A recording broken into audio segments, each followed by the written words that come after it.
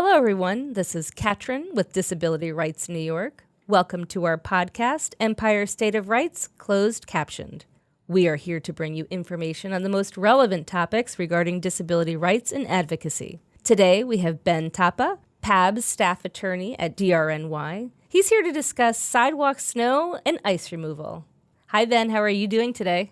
I'm doing great. Thank you for having me. Great. So it's that time of year again where we're getting snow and ice, and it's affecting our streets and sidewalks. So can you tell us about the major accessibility issues regarding sidewalk snow and ice removal? Yes, I can, Katrin. In the winter, most people generally get the idea that it's difficult to get around when there's snow and ice on the ground. But I think people forget that life gets harder for people with mobility and vision impairments. Snow and ice covers up travel routes, creates slippery situations, can create impassable barriers to travel, and the cold can cause batteries to run out of power faster. However, the biggest solvable issue is improper snow and ice removal. In general, those in charge of a property have the responsibility to clean snow and ice from the sidewalks adjacent to the property, but this has been a low priority for enforcement from cities and towns. As public entities, cities and towns have a responsibility to make their programs accessible to all residents, and that includes streets and sidewalks of that city and town. And enforcing snow and ice removal is one way to ensure accessibility, and New Yorkers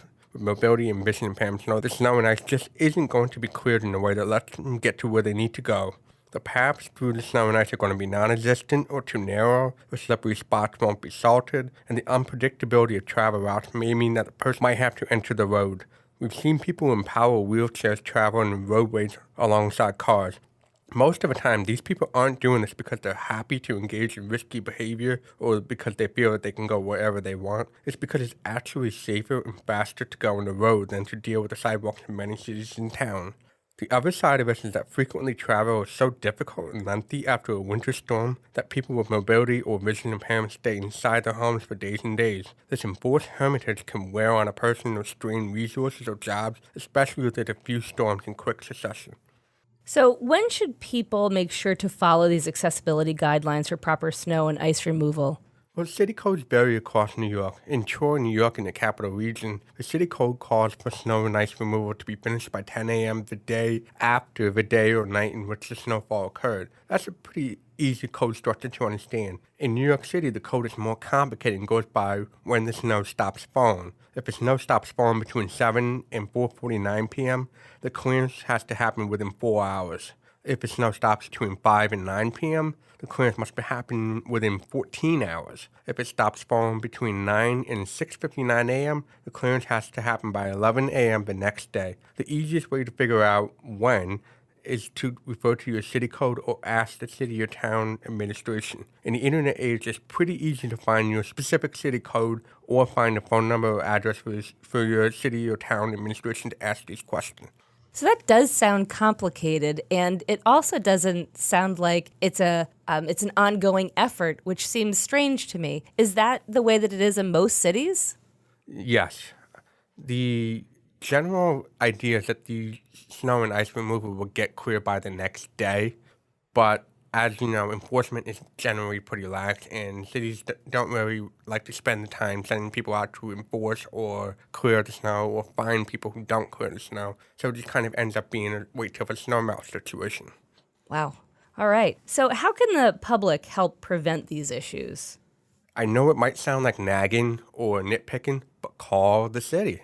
In New York City, they want you to call 311 and provide a specific address. In the city of Troy, you call the city of Troy up and say, here's this business or here's this home that I need to get past the snow and ice. It's just too hard for me to get past, and I need this to be clear. So you've done a lot of work in the Troy area regarding these issues. What advice do you have for residents and businesses in that area? In general, the minimum pathway clearance in front of a home or business should be 36 inches. This allows a person using a power wheelchair or other mobility aid to use that path, and for people who don't, to get past that person if they need to. If there's a lot of foot traffic, aim for about 60 inches of clearance. This lets everybody get to where they need to go. People with young parents, just about every type of foot traffic can get by in a 60-inch clearance. And I also found out a little bit more about salt when I was looking this stuff up. Rock salt, otherwise known as sodium chloride and calcium chloride, can damage concrete significantly over the course of a northeastern winter. If we use potassium chloride or magnesium chloride or calcium magnesium acetate, ice will melt, but the sidewalks will be in much better shape, especially in the spring and summer when there's enough snow and ice. We won't have that pitted, chewed up sidewalk that gives so many people a hard time.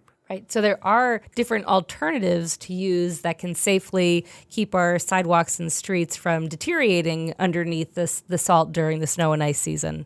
And I just wanted to go back to the length of clearing that needs to happen. So that's a much larger area than people might believe, or it is definitely much bigger than the average shovel. So getting out there and using a regular size shovel is certainly not going to be 36 inches long. You're going to have to do a little bit more work. Would that be fair to say? Yes. There's all kinds of guidance about how to properly shovel online or in videos, and the general idea is that you start with that one pathway, as you mentioned, and then you go back and you shovel to the sides off of that to make it larger and larger. And that's good information for people to know, and we can certainly put that area on the website underneath the podcast for people to reference easily. Well, Ben, it's been great talking to you today about this issue. Here in the Northeast, we have a lot of snow and ice, so this is very timely. I appreciate you coming in and talking to us. Thanks so much. All right, everybody. Stay safe, and I hope you have a great time in the snow. If you have any questions about snow removal in your city or town, please contact your officials in that city or town area. Empire State of Rights Closed Captioned has been brought to you by Disability Rights New York, your source for disability rights and advocacy. If you enjoyed our program, and we hope you did, make sure to subscribe, like, and share this post. If there is a subject you would like us to discuss, please email podcast@drny.org or comment below. Tune in next time, where we'll bring you more information on disability rights in the state of New York. The closed captioned version of this podcast is available on our YouTube channel.